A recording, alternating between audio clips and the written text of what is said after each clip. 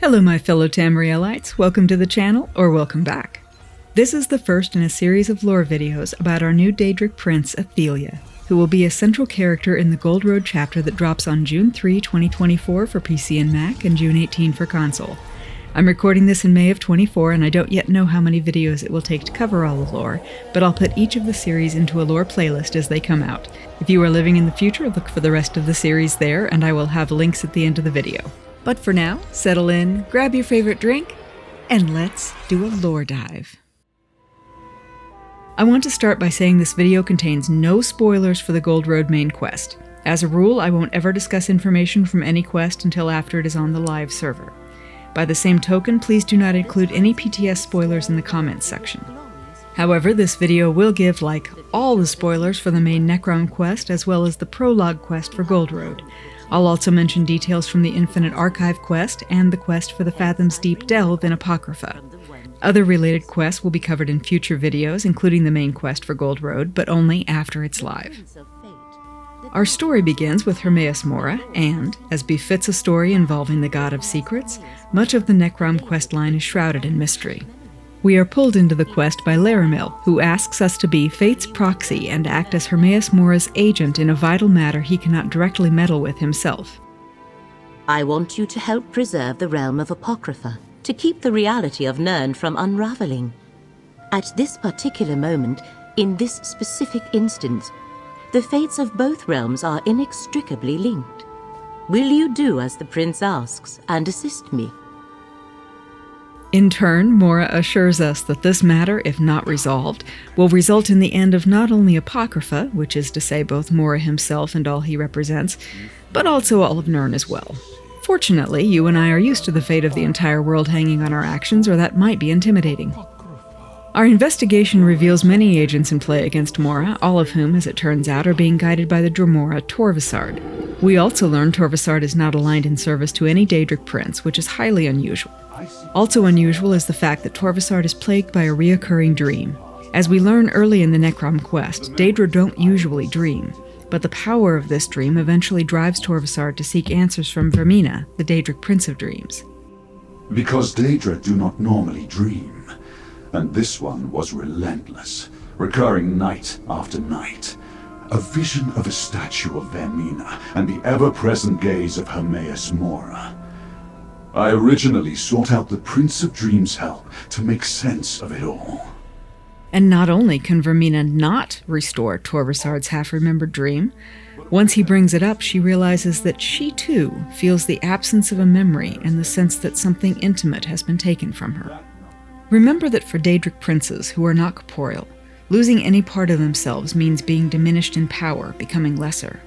This ideal will show up again, but for now, however, it's noteworthy in terms of understanding why Vermina doesn't react like you would if you realized you misplaced your watch or something. No, this is more like finding a hole in your foot and suddenly realizing that's why you've been limping for the last 10,000 years. And now that you think about it, how did that even happen? And especially, how did it happen in such a way that you started limping without even realizing you were limping? It's more like that. With this vessel, I can enter Apocrypha and strike at Mora's heart. With me, my faithful! So Vermina is not just going to let that go, and she hops on the investigation train with Torvasard. Along the way, they pick up Periite as an ally, and the Telvanni master Shelreni Barrow, who's in it for her own reasons. Since all they remember is that Hermaeus Mora is involved, the lot of them decide the way to find the hidden secret is to pull it from the deepest vaults of Apocrypha, where Mora keeps his juiciest secrets. Pretty quickly we learn that, yes, they are missing a memory, and yes, that's because Mora took it from them.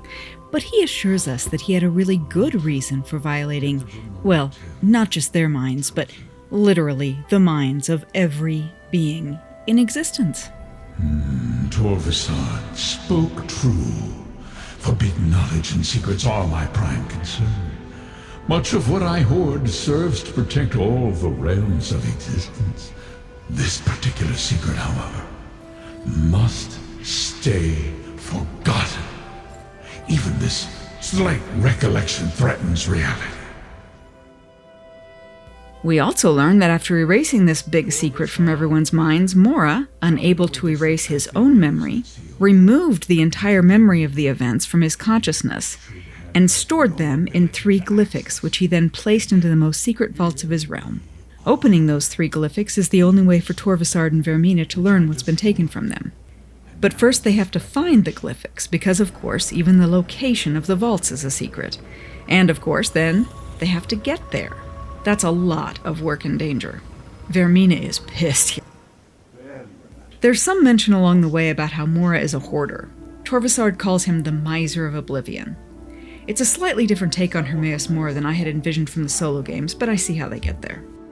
My interpretation is that the hoarding is more of a side effect of being the guy who ends up with the secrets, when secrets, by definition, cannot be shared. Chicken and egg argument maybe, but as someone who's always liked Mora, I'm not super comfortable with the way he's described in Fathoms Deep, where he's thought to grab ships and drag them to the depths because he wants to add them to his broken ship collection.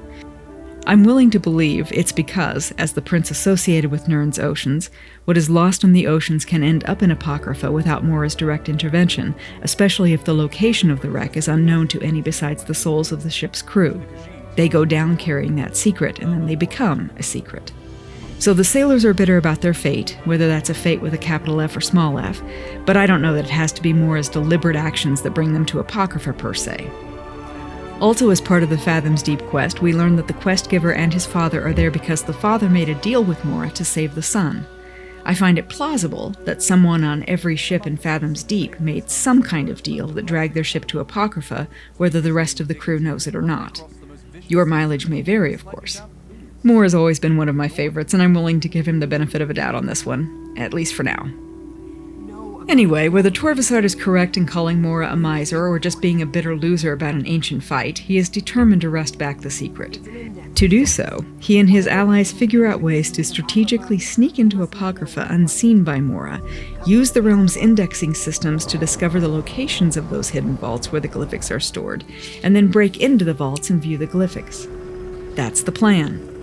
And this is your last spoiler warning before the big plot reveal, which is that during the course of the Necron questline, Torvasard is successful in finding and viewing 2 of the 3 glyphics, revealing 2/3 of the memories that Mora sought to hide.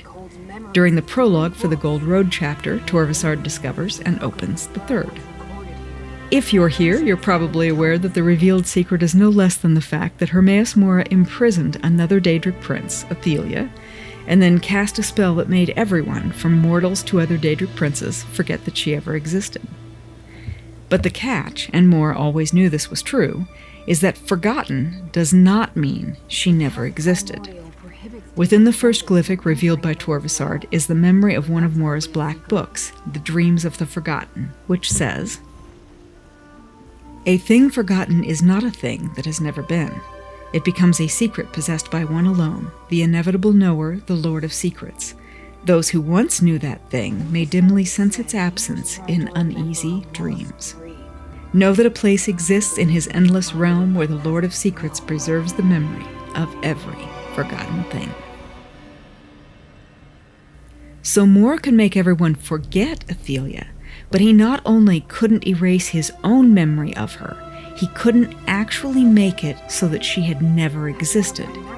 He couldn't fill that missing gap in memory left behind when she was removed. That loss echoed through reality across Daedric princes and mortals alike. A scholar in Cypher's Midden wrote about it in his journal. "Something is missing, something important, something vital. I feel as though something I knew intimately and completely yesterday vanished. Not a trace remains except for a vague dream. I know this sounds insane, but I think reality has somehow changed. Someone or something has erased what was true and absolute just yesterday. And the worst part is, I have no idea what I lost."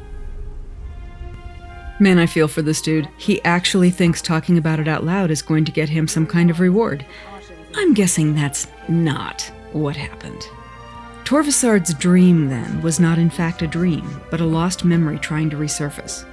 We learn over the course of the quest that Athalia reached out to him in the last moments before she was forgotten, and implanted a tiny bit of her power into him. It haunted him, kept him from ever quite forgetting the loss.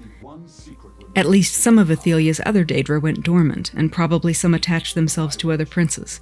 But Torvasard could not, and instead wandered for thousands of years seeking the answer to a question he couldn't quite form.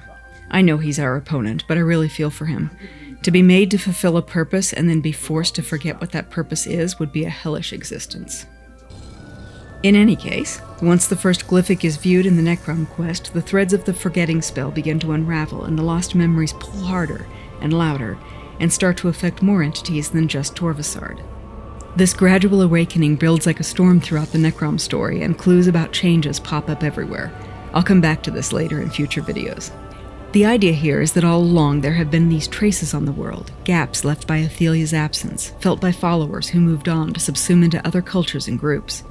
As the quests progress and glyphics are revealed, that collective loss is felt more and more until memories begin to resurface. Daedric princes are essentially allegories, so as Ithelia's presence begins to be felt by reality, those mortals who are in harmony with the ideas that she represents will begin to feel the pull to worship her, align themselves with her. By the end of the Necrom quest, Ithelia cults have sprung up, most notably the Recollection, who will be the focus of a future video. I know I'm tired of saying it too, I'm sorry. What's important to understand here is that the worship of those cultists feeds Ithelia for the first time in millennia. They give her strength and weaken her prison until at the end of the Gold Road prologue quest, we find, along with Torvasard, that she has escaped. As Mora puts it, This spire was never Athalia's prison. Being forgotten was.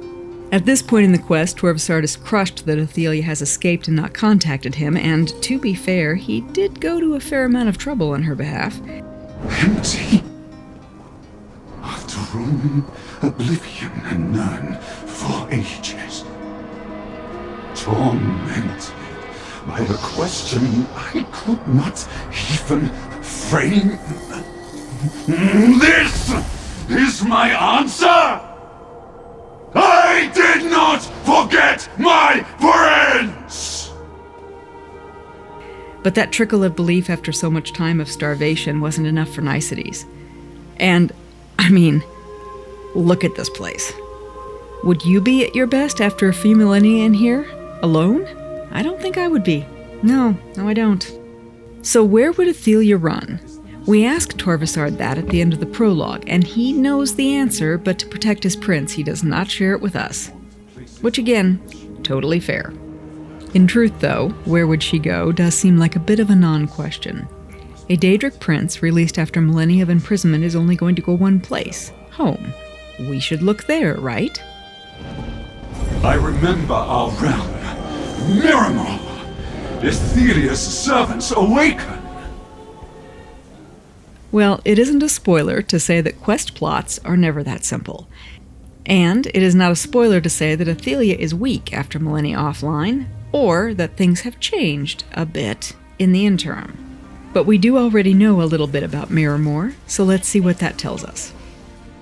The realms of Daedric princes are no more made of physical reality than the princes themselves. They are, in fact, extensions of the princes, a different sort of metaphor for the idea the prince conveys.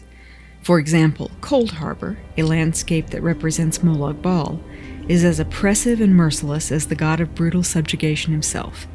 The land itself wants to see you break just as much as Bal does. Therefore, Ithelia's realm is a visual representation of the ideas and metaphors that she represents, expressed as a landscape rather than a person. And because she is the Prince of Paths, her realm, called Miramar, will be a landscape of constant reflections and choices, cracked mirrors. Someone there would see versions of themselves that might have been. My advice is to try not to look at any of your reflections in the eyes, at least not for too long. On a related note, we see some of Ithelia's Daedra, the shardborne, at the end of the Gold Road prologue quest when they are attacking us in the mythos. But if you run the Infinite Archive, you first saw them there. Buried in the Infinite Archive quest is some really interesting information about Miramar and Ithelia's servants. Here's where I give the minor spoiler warning for the Infinite Archive quest. In the quest for the Infinite Archive, Malkest says that Thoat Replicanum is attacking the archive with creatures made out of ink that came from the books themselves. We later learn that Thoat is actually making those creatures out of her own essence. She is the source of the ink that forms all of the enemies. After you defeat the second cycle boss, Malcast explains that he found a book that called Thoat, She Who Became Vivified Ink. If you ask him to explain that, he says, We knew that Thoat could manifest creatures of ink. That's what the malligraphies are. To think that Thoat became vivified ink herself. Animated ink. It's a leap. Unless I misconjugated. No, she became living ink. She wasn't always like this. Whatever happened, I doubt this is what Thoat intended. Who would want to become ink? It's more likely that some powerful esoteric spell went awry. Oh, right. Who would want to become vivified ink? Or be able to vivify ink? That never crossed my mind at all. That's crazy talk. Yeah, so, since the Infinite Archive followed the Necron chapter, we have a pretty good idea of what that spell might have been. However, when we see Thoat at the end of Arc 1, she definitely does not look like she is made out of ink. She is quite clearly made out of mirror shards. Confused me at first, not gonna lie. This, however, is the answer to Malcast's unasked question. If Thoat wasn't always vivified ink, what did she used to be? Turns out, she was a shardborne, trapped in the ink of books when Athelia was forgotten, and one of the first to regain some measure of power as Athelia's bonds loosened over the course of the Necron quest. The Infinite Archive quest, then, is a clue telling us that Athelia's Daedra suffered, and at least some of them were transformed when she was forgotten. The weaker ones couldn't hold their shape without their prince, and in various ways were trapped and or damaged by her imprisonment. That is all I'm going to say for now, but we'll talk more about Miramor, yes, in a later video. At Zoss's 10th anniversary event in Amsterdam, they were asking fans if they thought Ithelia is a good Daedric prince or a bad Daedric prince. My opinion? It's complicated. At the end of the Gold Road prologue quest, Torvasard fully remembers his missing prince, and rolls off a string of epithets for her that has to feel like candy on his tongue after so long. This is pretty much the first pro-Athelia description we are given. Prince Ithelia, the Prince of Paths, mistress of the untraveled road, fate changer, the dark reflection, the last tomorrow, she who saw and wept. Moira, in his jealousy, erased her. Let's look at those titles for a second. If we're going with the premise that Moira is a miser, that he covets what others have enough to seize their souls in order to take the things he wants, then those titles are evidence enough of his motivation to imprison Athelia. Fate Changer, after all, sounds like a job description designed to piss Moira off. The argument that he imprisoned Athelia simply to eliminate the competition for control seems pretty valid from that perspective. Torvasard also says later that Moira preyed upon the fears of the other Daedric princes, fears of the unknown, and that the other princes did not understand the gift of choosing what is to be. As someone who likes to make her own decisions, I'm inclined to want to be on Torvasard's side here. On the other hand, he also calls Athelia the dark reflection, the last tomorrow. Let's pause for a moment. I want you to take a beat and think about all of the bad decisions in your life that you have avoided. All of the times that you could have ruined everything, but you checked yourself and you didn't. If Athelia is the sum total of every choice you could have ever made, then, simply put, she contains your doom. Now expand that idea outward like a fractal. All those times you saved Nirn from utter destruction? Well, theoretically you could have failed, and the outcome of every one of those potential failures lives inside of Athelia. She's seen the world die a million deaths, and that may be one possible interpretation of the title She Who Saw and Wept, but probably don't get super attached to the notion of that epithet being a reason to feel sorry for her, because I do have a counter-argument coming in a few minutes. So if Torvasard's favorite nicknames for his prince are a mixed bag, what else do we know about Ithelia from back in the day? Well, let's go back into the past, back to the dawn of time, to the construction of Mundus and Nirn. Now, it gets tricky to talk about the dawn of time on account of how matter was still fuzzy, for one thing, but also because each of the occultures on Tamriel has a different story about how all that went down.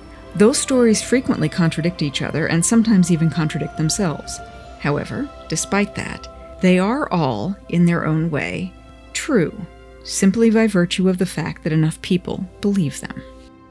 In Elder Scrolls lore, the story of how the world was made tends to be told from the Imperial point of view, and for purposes of this lore, we can't let ourselves take that reality at face value.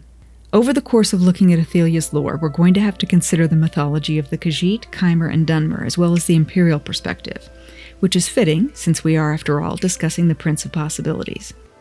But looking overall, the biggest divide in the religions of Tamriel centers around the god referred to as Lorkhan, Lorkhaj, Shor, and many other names. He is also called the Missing God, but paradoxically, he is the only god represented in all religions of Tamriel. Some races, generally men, see him as a hero or benevolent creator deity, and other races, generally elves, see him as a devil figure who trapped the eternal spirits into the mud of physical reality, dooming all to short lives of pain and suffering. Both perspectives stem from the fact that everyone agrees that it was Lorkhan who first had the idea to create physical reality. The other spirits joined in, but as the world progressed, they eventually realized they were creating the physical world out of themselves, their own essences. As I said earlier, if you take something from a spirit, it lessens them, and those losses were making them weaker. Additionally, they realized that if they continued, they would be bound permanently into physical reality, unable to leave. At that point, most of the spirits fled the world as fast as they could, each tearing a small hole in the membrane around physical reality as they fled. The stars we see in the Tamriel sky at night are those holes in the skin of the sky, with the light of Etheria shining from beyond. The largest and most powerful spirit who left, Magnus, left the largest hole in the sky, and that's the one we know as the sun. That's still an Imperial take on it, but it's where we're going to start, right there at that moment when Magnus leaves. Mundus was Lorkhan's idea, but Magnus was the architect who designed the world, and it was Magnus who first understood that it was a trap. Magnus was a Nuic, meaning that he was a spirit derived of Anu, meaning that he was a being of order and light. The smaller spirits of order and light who left with Magnus are called the magne-ge. I'm putting the spelling of that on the screen, no idea if I'm saying it correctly. Magnus and most of the magne-ge were saying, pieced out to Aetherius and were done and gone, but some failed to follow Magnus and instead turned the arc of their flight back to Mundus. And that brings us to Ithelia. In the prologue quest for Gold Road, we come across a book called The 9 Coruscations, Volume 2. I'm putting the book on the screen so you can pause and read the text if you'd like, but to sum up, the text describes 4 sisters who were following Magnus but turned back to Mundus. The last sister described in the book is called the Prime Archon, the White Star, and the Queen of Fates Unwritten. And there she is, our Prince of Many Paths, Ithelia V1.0. A lot of this text is missing, partly because the book is old, but I'm guessing it's also because much of it disappeared when Mora cast his spell. And speaking of Mora, check out that last line on page 2. Through this, fate has a chance to be born as decided by the Prime Archon. Which means, according to this source, that Ithelia directly or indirectly created Mora. Oops. This book is not the only mention of the magne-ge and the Prime Archon, though. It is Volume 2 of the 9 Coruscations after all, so let's take a look at Volume 1. Volume 1 lists 5 more of the magne-ge by name, giving us a total of 9, or 8 with a leader figure. The first entry is for Memno-Li, and it says, "Always there is a prisoner unbound." This is an important line because the prisoner unbound is a reference to the player, since every Elder Scrolls game begins with the player being a prisoner who then escapes. So the seal makes a reference to the prisoner at the end of the Clockwork City quest, by the way. And the entry for Memno-Li further says that the prisoner unbound is present as is the will of the Prime. So this source is saying that it's Ithelia who decreed the player character would be stomping around Tamriel, ruining the plans of major figures in history and changing the fate of Nirn. This tracks with the description of Ithelia shown in Volume 2 for another reason, but the language is more dense there. To break that description down a bit further, it says that in the beginning, Ithelia saw the dance of Anuiel and Sithis and was moved by the interplay of light and shadow, the contrasting duality. In their movements, Ithelia saw the infinite array of possibilities and was struck by the beauty of it all. Then, The time god imposed linear reality on top of all that infinite beauty, forcing everything down into one flat shape, one reality, and fixing it all into place with a tower, a spike holding all possibilities in place so that his one version of reality, and I'm quoting here, is all that is and could ever be. Remember before when I was speculating on why Torvasard called Ithelia she who saw and wept? Well, this, and by this I mean the creation of Nirn, might be that moment. I also said she's seen the world end a million times, and maybe she hates the time god's limits enough that those moments of seeing the world end are actually her good days. I just referenced the passage where it says that she's responsible for the prisoner unbound.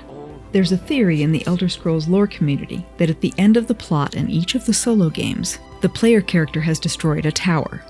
The towers keep physical reality stable, and if they all fall, reality will crumble.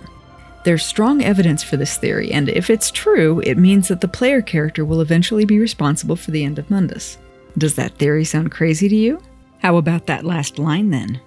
Thus we must, against man, that our violence might bring forth a numinous paravant who may with unbound hands echo forth the prime archon's endeavor. The word unbound here, paired with the mention of the prisoner unbound in Volume 1, directly points to the player character and indicates that the player's actions have been furthering Athalia's goals all along. And that goal might possibly be the destruction of the tower's linear time and physical reality as well. Maybe. If you're still on the fence about that good Daedra, bad Daedra vote, I do have some more evidence to present. Well, I say evidence. This, unfortunately, is where we have to ask ourselves if Mankar Camoran, Oblivion's Dagon cultist extraordinaire, counts as a legitimate witness. In Tamriel, the land of the unreliable narrator? Yeah, unfortunately, I'm afraid we're going to have to allow it. So, let's hear what our crazy cultist buddy has to say about the magne-ge in his commentaries on the Mysterium Xerxes, which I'm going to quote, despite my better judgment, who is throwing a fit in the corner. Here we go. I give my soul to the magne-ge, say the joyous in paradise, for they created Mehrunes the Razor. Though they come from diverse waters, each shared a sole purpose, to artifice a prince of good, and imbuing him with Oblivion's most precious and scarce asset, hope. Quoting Mankar's commentaries is like quoting the Necronomicon in a formal research paper. It's hard to feel legit after, is what I'm saying. But we're going to press on. So, you heard that right. The commentaries argue that Mehrunes Dagon, the Daedric Prince of Destruction, King of the Fire and Flood, instigator of revolutions, was created by the magne-ge as an agent of good in order to destroy the current, which is to say bad, version of reality and usher in a new one, which will undoubtedly be better. Or at least we're hoping that it is. So, this is crazy talk, right? I mean, Mankar's an actual cultist. Not like your cousin who lived in that commune for a while, but like, come meet my buddy Charles, he's great. The family will love you. Pay no attention to the bloodstains. Like, cultist. So, yeah, Mankar's nuts, probably. But the idea of reality being cyclical shows up now and then in the underpinnings of Elder Scrolls mythology. In fact, let's take another look at the first entry in the Nine Coruscations, Volume 2. In the middle of that paragraph, we have the phrase, the next kalpa. That's a word from Hinduism that refers to one cosmic cycle in a repeating pattern, that cycle lasting from the genesis of a world to its destruction, at which point the cycle starts again with a new kalpa. It is used in the same way in this text, as a reference to a repeating cycle of physical reality, one world after another. If we're going to believe the crazy cultist guy who really likes knives, then Ithelia created Dagon to destroy the world. That's his job as a Prince of Good in the commentaries. In fact, Mankar's Dagon cult is called the Mythic Dawn because he believes that's where his destruction cult will take people. Back to a new beginning, the dawn of time. A new time. A better time. So this doomsday cult is different from the Thalmor in that the Thalmor are trying to end physical reality entirely. not just start a new cycle. Which, don't get me wrong, that's awful, but at least it's, I don't know, honest? Anyway, Mankar's man-crush view of Dagon seems a bit unrealistic, but with Dagon also appearing in the 9 coruscations, it does start to make a certain amount of sense. And Mehrunes the Razor does not only appear in the 9 coruscations, he also makes an appearance in another new lore book from the Gold Road prologue quest, Blade Songs of Boethia, Volume 2. But we'll talk about the good Daedra in another video. But the point is, nobody wanted to believe Mankar Tusken Kamaran, and yet, here we are, having to consider it. I feel dirty. So what do you think? Has the player character been batting for the same team as Mehrunes Dagon all along? If Ithelia wants to destroy the limits of linear time, does Mankar's dream of a new Kalpa even make sense? Or is Ithelia a good Daedra with a really problematic PR firm? And what about Meridia, who's ruthlessly cold but has always seemed to be on the side of saving Nirn? She's a magne-ge too, so how does that fit in? If you're still listening, I know you have opinions, so if you can express them in the comments without giving spoilers, go for it. You know what we haven't talked about, though? Well, Boethia, Azura, and Mephala, the good Daedra of the Chime. Yeah, absolutely. And I haven't even mentioned the whole new retelling of the Malakath origin story, or that whole thing with the Aeoliad city, or... Well, point is, there's still a lot of ground to cover, including the quest line for Gold Road once it drops, and I'll be looking at all of that in future videos in this series. I want to tell you when the next one will be out, but to be honest, I've kind of given up on promising things will be out at a particular time, and I've also got a rewards video to put together.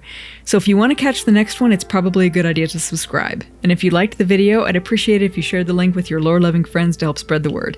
Sharing it on social media is a great way to support the channel too, especially if you include the hashtag ESO or tag ZOS.